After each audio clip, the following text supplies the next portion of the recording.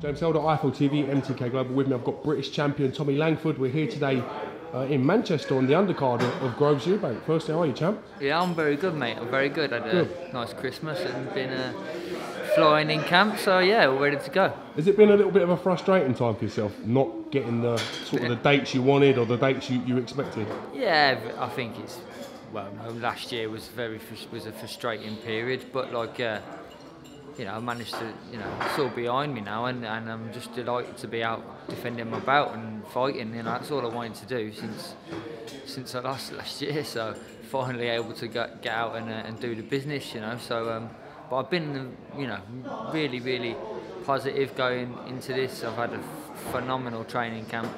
Not that training camps really matter in the grand scheme of things, because it matters what you do on a day, fight night, but it's all got pointing to the right direction. Massive exposure on this show, big platform, so it's going to require big performance, and that's what I'm going to deliver.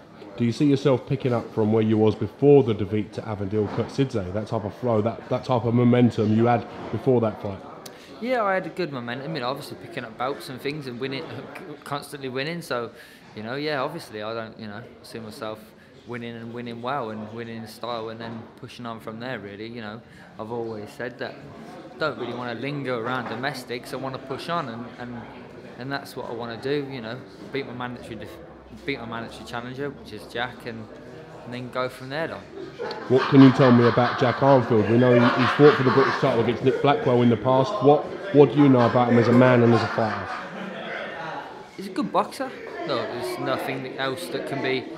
You can't look into it too much more than that. He's a good stand-up boxer. He does certain things well, but he has weaknesses as well. He makes mistakes, and repeatedly makes mistakes, which have been seen. And he's had 27 fights now, and if you're not ironing them out, you're going to make mistakes again and again. So, look to exploit them. But he's just a good boxer. So I'll go out to outbox him, and that's that really.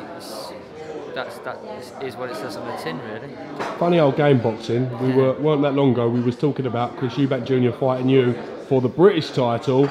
That fight didn't pan out and didn't come to fruition. Now you're here defending your British title on the undercard of Groves versus Chris Eubank Jr. Very, very interesting game. Yeah, mental, mate.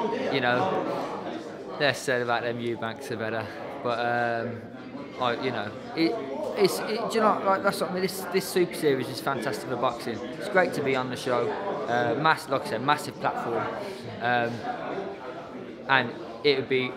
I really want Groves to smash him up, and I think he will beat him. So, that would be good as well. That'd be a little icing on the cake once I'm defending my belt, and then watch Groves do the job in his as There's well. no love lost between you and Eubank Jr. though, is there? The thing is, I've never actually fell out with him. When I went, because everyone knows I went down and sparred him, and never he was all right. I say all right, don't say it a lot. He's a bit of a strange character. I mean, his dad's peculiar, but that is what it is. Everyone knows that. It's not really. Rocket science to work that one out. But but I got done out of a big payday, didn't I? End of the day, and a big opportunity to launch myself onto that platform. So that's what it is. But I don't, the thing is, I don't actually really care about him. He doesn't factor into anything. I'd love to see him getting beat again, and I think Groves will beat him. So. That's that. I don't really think that they're good for boxing, good for British boxing, the Eubanks. So I think whereas people who carry themselves properly and do things properly like Groves and they're better for the sport. So I want to see them succeed and them do well. What did you make of the comments by Chris Eubank Sr. in regards to the referee taking a special look at George Groves during the fight? It just goes to show you that for all the jargon that he speaks and all the nonsense that he comes out with, he literally he'll stop at nothing to try and win, and that's what it comes across as to me, that he just is. He'll bring up things and talk about things that will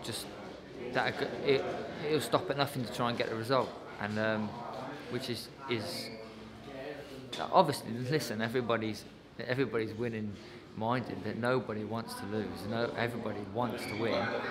Everybody in the ring get in there believing you're going to win, and that's that. But there's means and ways of doing things, and I don't think that what he's, you know, the things that he was saying and the things that he's bringing up in fight week prior to like a massive, the biggest fight of his son's career, you know, big fight for everybody involved. The things that he's bringing up, they don't need to be brought up.